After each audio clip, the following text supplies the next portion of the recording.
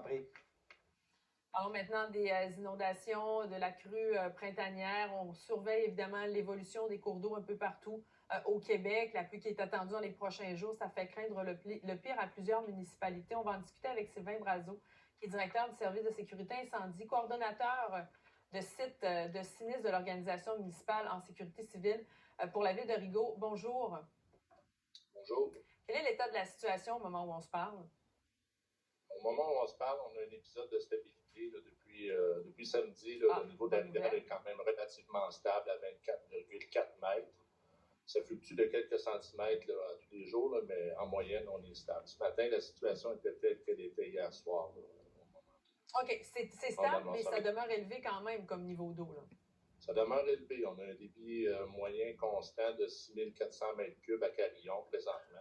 C'est surtout le débit de Carillon là, qui va fluctuer, là, influencer le niveau de la rivière dans notre secteur. Présentement, il est stable, c'est une bonne chose. On s'attend peut-être à une légère élévation du niveau de la rivière là, en fonction des précipitations qui sont tombées durant la fin de semaine là, sur le bassin versant de la rivière des Outaouais. Mais pour l'instant, tout est sous contrôle. Ouais, est-ce qu'il y a des résidences qui sont inondées actuellement?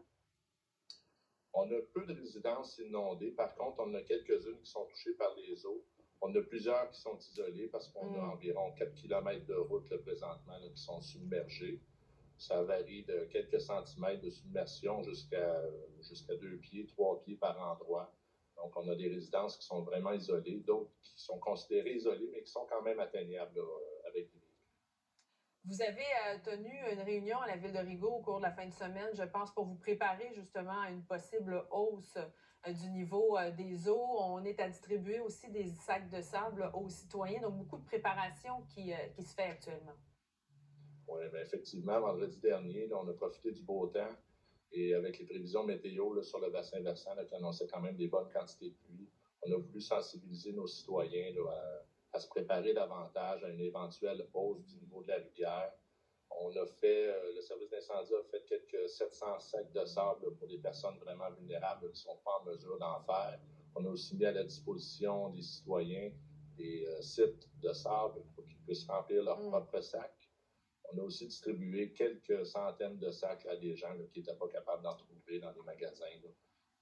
Les gens ont bien répondu, ont bien compris le message.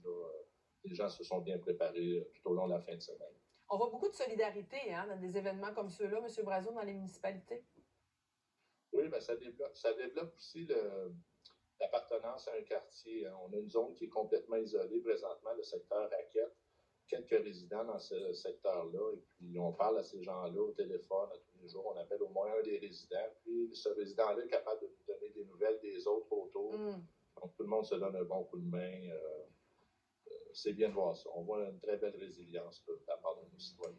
Rigaud a été une des municipalités qui a été grandement touchée en 2017-2019 par les inondations. De ce que je comprends, c'est qu'on n'est pas là du tout là, cette année, mais quand même, quel est le moral des citoyens? Ils doivent vivre quand même avec ce stress constant là, de l'augmentation des niveaux d'eau. Le moral est quand même bon présentement. Je vous dirais, j'ai fait des patrouilles depuis une semaine. Là, je patrouille régulièrement, puis je prends le temps de jaser avec les gens que je rencontre dans la rue. Et puis, les gens comprennent bien la situation des changements climatiques, comprennent bien que c'est hors du contrôle de la ville, les niveaux qui arrivent. Les gens se préparent davantage, sont plus à l'aise aussi, là, parce que c'est à peu près les mêmes résidents qu'on a depuis 2017-2019 qui vivent ces événements-là.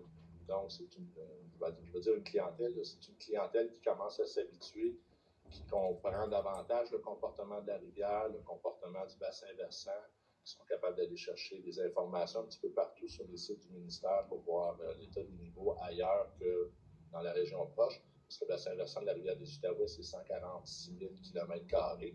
Donc, il y a beaucoup d'endroits à regarder, là, ça influence. Mais les gens sont quand même très résilients.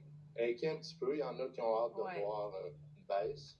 Mais pour l'instant, tout le monde retient son souffle et est quand même confortable avec la situation. Comment vous anticipez les prochains jours? Là? Encore un peu de pluie à venir. Est-ce que vous envisagez que ça va rester élevé pendant plusieurs jours encore?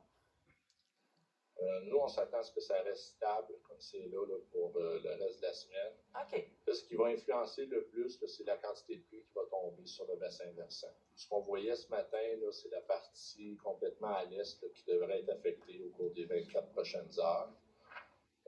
Toutefois, on annonce encore des précipitations sur l'ensemble du bassin pour les 3 prochains jours.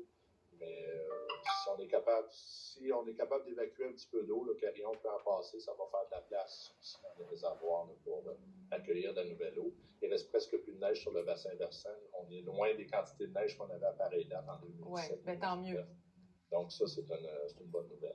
Et Sylvain Brazeau, vous êtes directeur du service des incendies et coordonnateur donc pour l'Organisation municipale de sécurité civile, la ville de Rigaud. Merci et on va souhaiter le meilleur pour les prochains jours. Merci. Merci. Au revoir. Il est 9h40.